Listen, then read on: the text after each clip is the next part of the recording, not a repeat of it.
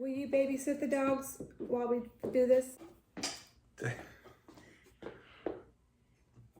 We're gonna do one take. Take 2, scene 1. Thank you, Levi. We're reading from the book of 1 Peter. Chapter 2 and verse 4. As you come to him, the living stone, rejected by men, but chosen by God and precious to him. You also, as living stones, are being built up a spiritual house, a holy priesthood to offer up spiritual sacrifices acceptable to God through Jesus Christ. For in Scripture it says, "See, I lay a stone in Zion, a chosen and precious cornerstone, and the one who trusts in him will never be put to shame." Therefore, to you who believe, he is precious. But to those who are disobedient, the stone which the builders rejected has become the chief cornerstone. And a stone that causes men to stumble, and a rock that makes them fall. They stumble because they disobey the message, which is also what they were destined for. But you are a chosen generation, a royal priesthood, a holy nation, his own special people, that you may proclaim the praises of him who called you out of darkness into his marvelous light. Once you were not a people, but now you are the people of God. Once you had not received mercy, but now you have received mercy. Beloved, I beg you, as sojourners and pilgrims, abstain from fleshly lust which war against the soul.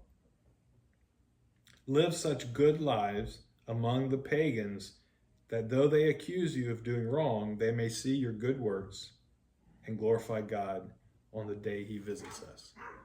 Our house, the spiritual house that we have, is built upon Jesus Christ, the chief cornerstone.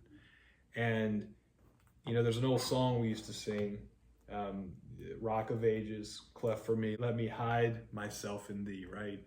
Jesus is that rock of ages. He is that chief cornerstone, and there's a safety there. There is a strength there, and that really stood out to me. The stone which the builders rejected. There were people who rejected him in the time when he was on earth, and there are people today that reject him without holding on to him as our chief cornerstone, then and obtaining that mercy that's mentioned in verse 10 of 1 Peter chapter 2, then without that mercy, we would be lost.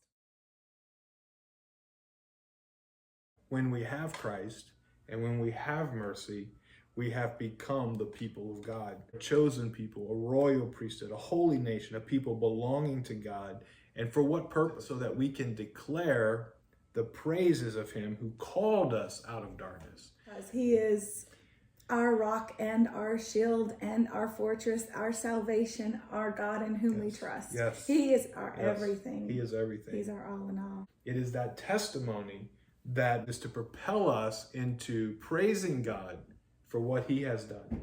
Not what we have done, not what we have accomplished within ourselves, but what Jesus has done for us, in us, and through us.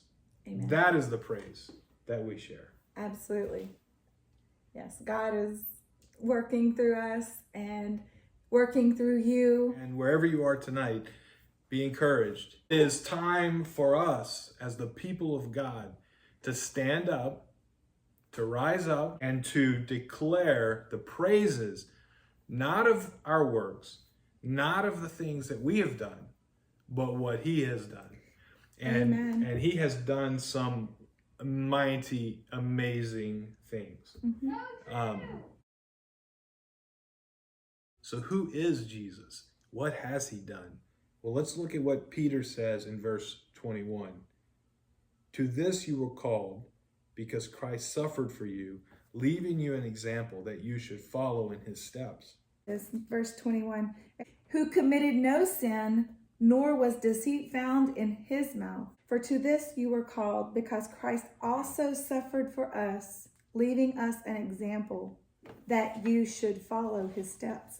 And when they hurled their insults at him, he did not retaliate. When he suffered, he made no threats. Instead, he entrusted himself to him who judges justly. And to himself bore our sins, that in his own body on the tree, that we, having died to sins, might live for righteousness, and by whose stripes you were healed. For you were like sheep going astray. For you were like sheep going astray. But now you have returned to the shepherd and overseer of your souls. Beautiful stuff. So, The shepherd. The shepherd. He's our shepherd. wow. That's who Jesus is. Yes. That's what Jesus did. Amen. Yes. And like Paul said, I die daily. So I think that sometimes we expect for our lives to get more even keel as you walk with God, and they can. But many times when you begin to walk with God, there are going to be challenges and obstacles that you begin to face, because guess who is at war with you? The enemy, Absolutely. Satan, and the forces of darkness.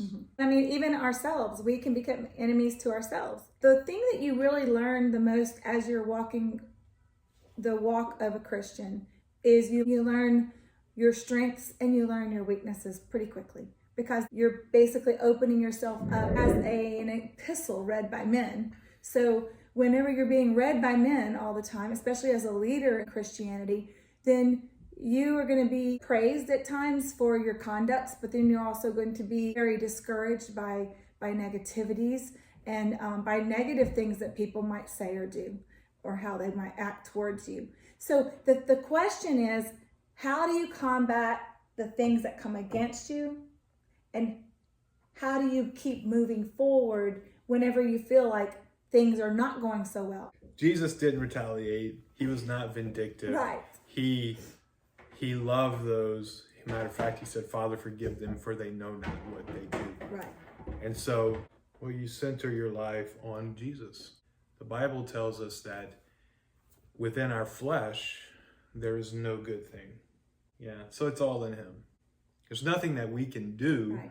that is going to accomplish what Jesus did. And you're so right. He faced all these things. There are things we're going to face as well. There's opposition, insults, challenges. A lot of times people will say, I'm justified in the way I am. I'm justified in the way I feel. But the cross can remind us of so much about his character and about how he forever has been through so much. So Jesus bore all of that for us. And so we can put our trust in him and work and focus ourselves and our lives on him so that we accomplish what he has called us to accomplish. we can be encouraged by his I example. want to get the focus off of myself. It's not about me. It's about Jesus. It's about him. It's not about you. It's about Jesus. And, whatever we can bring, whatever talents or gifts or that we bring to him, he multiplies it and he uses it for his glory. Mhm.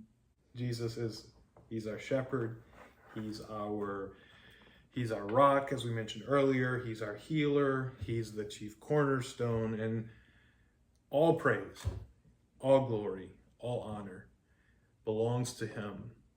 And today is a good day to praise the Lord. So I think it would be as appropriate to close this time together with prayer. Mhm. Wherever you are tonight, God loves you. He died for you. He set an example of what it means to live a forgiving, overcoming, Graceful life life. in Jesus' name. In Jesus' name. Yes. And that's what we pray for you tonight. Yes. Humble ourselves and serve the Lord with gladness. When the disciples asked the Lord, teach us to pray, he When gave you us pray, the Our pray Father, like when you this. pray Yeah. like this. So we want to do that tonight, and as we close this video. Our Father, who art in heaven, hallowed be thy name. Thy kingdom come, thy will be done, on earth as it is in heaven. Give us this day our daily bread, and forgive us of our trespasses, as we forgive those who trespass against us. And lead us not into temptation, but deliver us from evil. For thine is the kingdom, and the power, and the glory, now and forever. Amen. God bless you. Have a wonderful night. Good night. Chapter 2, and Pause. what happened? May I let the dogs out? We can start over. Oh, good evening, Renelle. How are you? I'm good. How are you, Brad? Oh, it's been a good day. Yes. He's just awesome. Get Yeah, down, so get down. the Parker Casa de Parker. Mi casa. Mi casa, su casa. casa. Love you, babe. Wait. Oh, so mean. I put That's my Mimi. little girl. No, Mom. I lifted Mimi up and put her head right here. You did?